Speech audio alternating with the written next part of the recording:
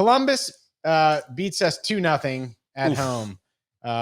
It should have been 1-0 in the first 6 minutes, I think, when Gressel goes up the right side and we just get slotted with a ball that goes over to him. And somehow I think he had a little bit of panic. Like, I can't score on my Atlanta United badge, and decides to dribble it, to the end line and wait till Wiley catches him. And he's like, nah, you know what? I'm not going to shoot. Exactly. I think that's what happened. He just didn't even shoot. He just didn't even shoot. There was no explanation. He was in sort of through on goal. It was a long way out, so he had a ways to go to get the goal.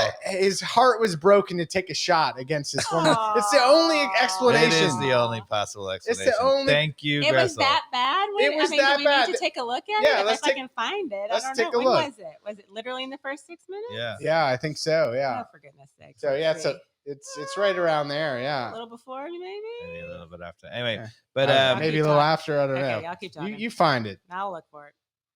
And then, then the wheels. He knew that he could afford not to shoot because he knew he had the game in the bag. That's so sad. But y'all keep talking. I'll look for it. But we did just not do a lot overall, offensively or defensively in the game. I think you mentioned some stats. We had one shot the entire game and none on goal. Yep. And they had 8 shots on goal. You want to go right to the? I'm going right to the stats because why? Right. There's no reason to beat around the bush here. It was not a good game. Were 14-1 in favor of Columbus. Shots on target were 8-0. That means they could have played without a goalkeeper, Mikey Dobbs, and because we had no shots on goal. That can't be good. Possession was 50-49 in favor of Columbus. Key passes were 11-1 in favor of Columbus, and expected goals was 1.85 for Columbus and 0.07 for us. That's got to be the lowest expected goals ever. I don't even know you could get that. Like, if you just kick off, you get more than that. Yeah. Carmen, I think it's like right at the very beginning of the game. I didn't see maybe it. it's not in this replay. I didn't see it. Sorry. Anyway, it was on one of the replays. It don't matter. It was painful that we even. So what about even the setup on that? What exposed us to allow them to be able to slot a ball right between our 2 center backs? Well, I want to go. I'm going to get to answer that question by way of talking about in the press conference prior to the lead up to this game, some of the things that Pineda said. Where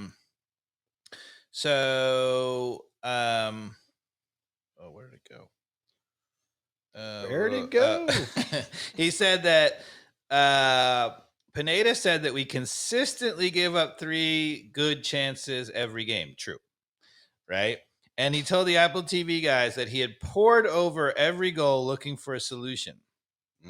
This really astounds me because literally on almost every goal, including on the Gressel play there, almost every single goal or chance that we give up starts with a player on the other team being absolutely wide open outside of our outside backs. Yeah. It starts almost every time, and we'll get to it when we go over the Cucho Hernandez goal. Same thing. Right.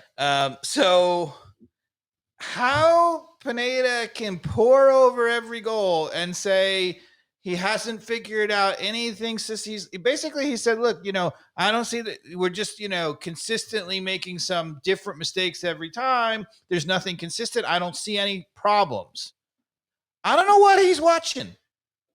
So I am going to spend some time putting together a video clip of every goal scored against us. Okay. And that'll allow you to kind of go through and to the off we'll season. do like a very fast review every single goal, and maybe even get like a little pen out and be able to do some drawings on top. Can of we it. send it to Pineda? Yeah, maybe.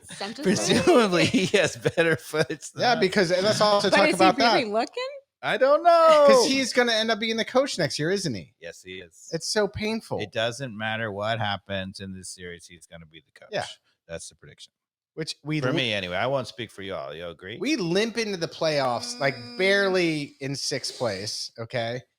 Barely in 6th place with, again, what I will say is like at least a candidate for MVP, candidate for the Golden Boot, one of the best center backs in the entire league, and everything in between as far as starters.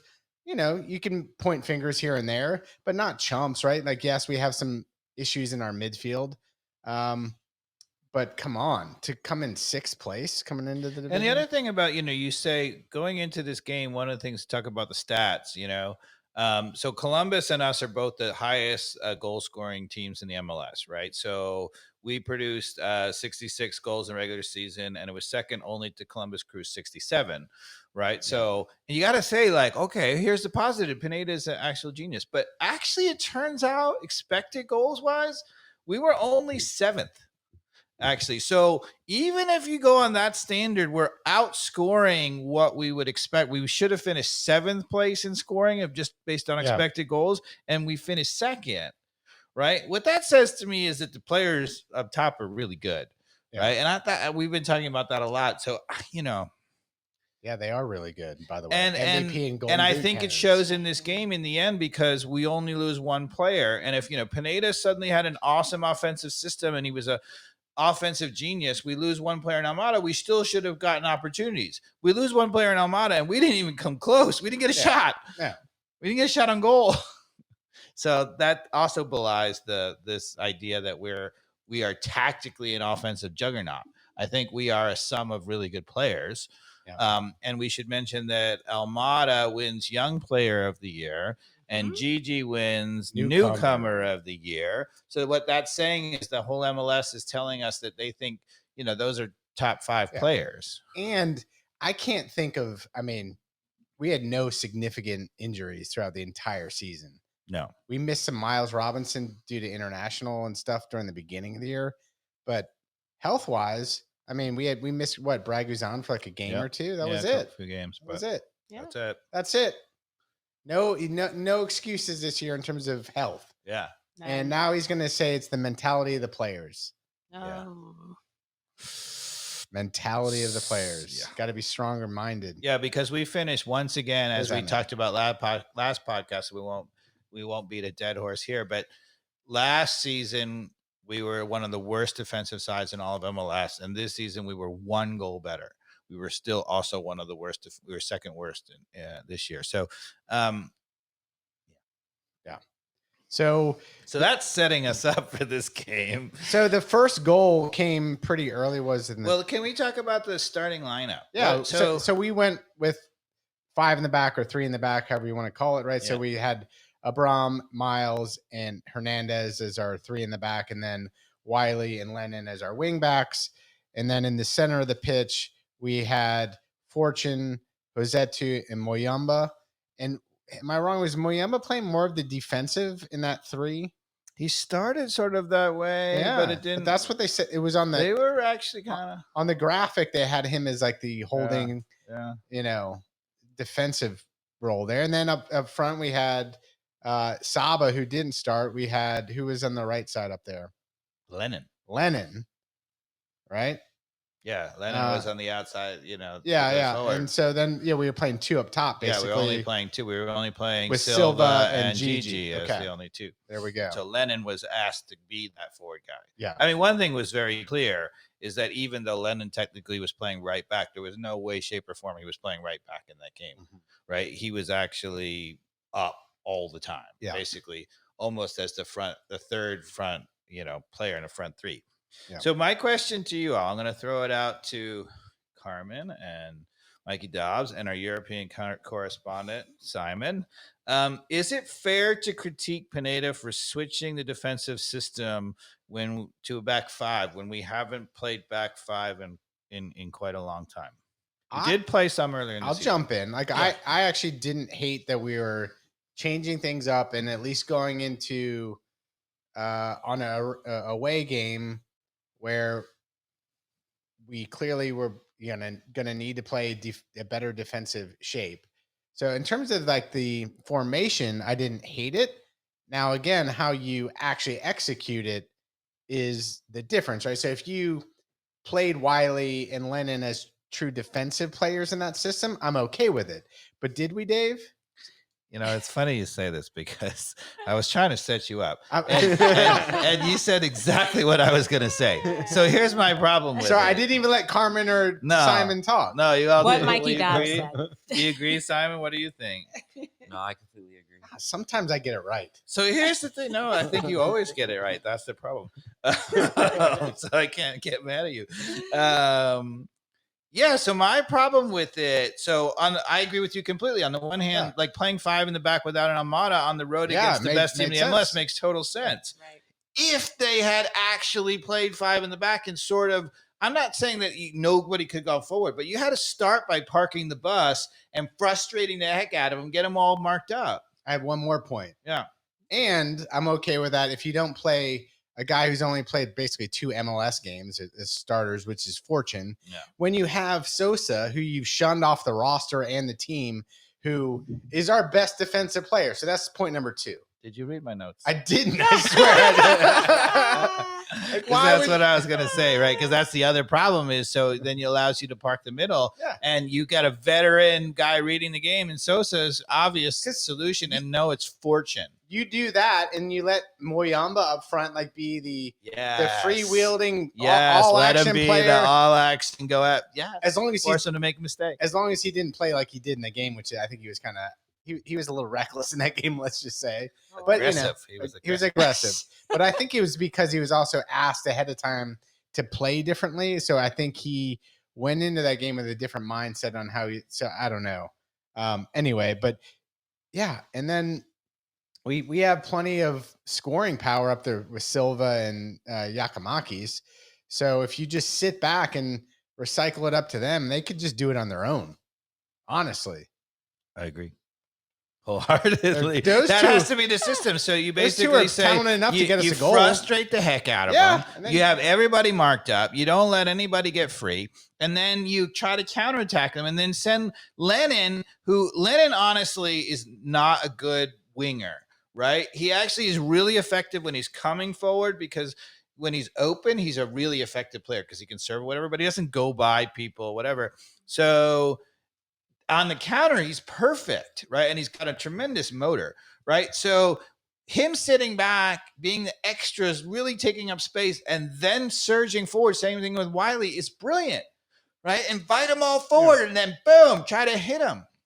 No, it's funny you mentioned the initial question of like the formation where I thought, because when I saw that 5 in the back, I was like, all right, Pineda. I was like, yeah, this is better than going in there bold and saying we're going to stick with the 4-3-3. It's madness without Almada. Like, we're going to get crushed if we went in there. At least, like, the idea was right. Again, the execution was just all off. Like, So the other thing that happened in this system is that he almost had Hernandez at times man marking, right? Sorry, let me get my notes. Yeah. He seemed to be man marking Matan, who's their, playmaker guy, and he was coming forward a lot to mark that position. Yeah. And I don't mind that either. Like he pulls the strings for that team. And so if you're going to frustrate the heck out of him, yeah, sure, man mark that guy. Now, I would also say you might want to man mark Cucho Hernandez, who's by far their best player. Yeah. But I don't have a problem with that. But yeah, I mean, even Hernandez got up on him on the goal that he ended up scoring and going by Hernandez on. But, at the end of the day, it wasn't that bad of a goal. I mean, it was a heck of a shot, and it was good speed to get around Hernandez. He'd been out there earlier, putting a little bit of friction on him. Yes, I think that was the problem. Am I jumping the gun here? Yeah, so play the clip. Play the clip. Was this the first Mikey goal? Dobbs is taking it over. I love it. Look what's happening. Okay, I don't know but I mean, that was the problem with the play is Hernandez just needed to be, right before halftime. To your point, be up and on him a little earlier. And again, you've talked about it and equated it to football, Dave, where all you got to do is bump him a little bit, make him go outside a bit, right? Where he just drops off a little bit there. And then, by the time he gets over there, not enough elbow grease on him to push him off or throw off that shot, right? Which is always going to be a difficult shot, but he just slots so it go up back to the post. start of that clip and just freeze it, right? Again, it shows so how play pinched in he is. And then he's so first of all, even 3 in the back, he's way in. So first of all, So we're talking about going on the road, and you and I, Mikey Dawes, were talking about that's great. You know, if you frustrate the heck out of them, right? So we go on the road, we play 5 in the back. Does that look to anybody like 5 in the back? It looks like 5. What happened to It looks like 5 are coming back in that frame, but there's definitely not 5 in How the many, back. Simon? How many players do we have back? 2. 2. Yeah. So we have Miles Robinson and Hernandez just absolutely isolated, the 2 of them. Right. So how is that parking the bus? So to me, you know, I would have said, look, you should always have at least 3 guys back when you have 5. Probably we should have had 4 back all the time. Right. Because, you know, you just can't get. And by the way, like we played we made it, we got outplayed, but it's still 0-0 at this point, by the way. And it's in extra time at this point. And why not go into the locker room tied, right? We frustrated. Columbus Crew's going to be frustrated. They had the better chances. Like you can come in with the momentum at that point with the team. And now look at this. You got 2 in the back. And Cucho. And Hernandez, even despite all that, he's sort of all the way pinched in to try to help, and he's leaving Cucho out wider from him, right? Because Cucho just drifts out wide. He's actually completely offsides. But he's smart enough to drop off. He just holds up. He knows. He looks over right here and he says, "I'm offside," and then he slows down and drops out wide. A little bit. Play the clip again. Yeah, slows down. Yeah, just and then boop, 2-3 touches. Shot with the left foot, upper 90, near post. Yeah. And I also think, and I know you're probably going to disagree with me on this, but I think it's actually pretty shambolic goalkeeping. Oh, it's terrible. Brad Guzan in this game. Because he actually, if you watch his body language, he totally telegraphed that near post upper corner. I hate to agree with you. And so as a goalkeeper, you got to take that away. Yeah. I think Brad Guzan had a really bad game. He had some saves, don't get me wrong, but the game was already over when he was having those saves. Really? So he had some really nice saves like in the second half because we were getting drummed, and that's great and all, but he also had some moments in this game where, what are you doing? There was at least that was, I agree, like it's harsh because it is a nice upper 90 shot, but like again, the old Brad Guzan stops that. And there was another one, like there was a couple times where he just didn't come up with the ball. Like he coughed it up in the box and we got lucky that no one was there to finish it. There was like 2 or 3 moments where he just does not look sharp.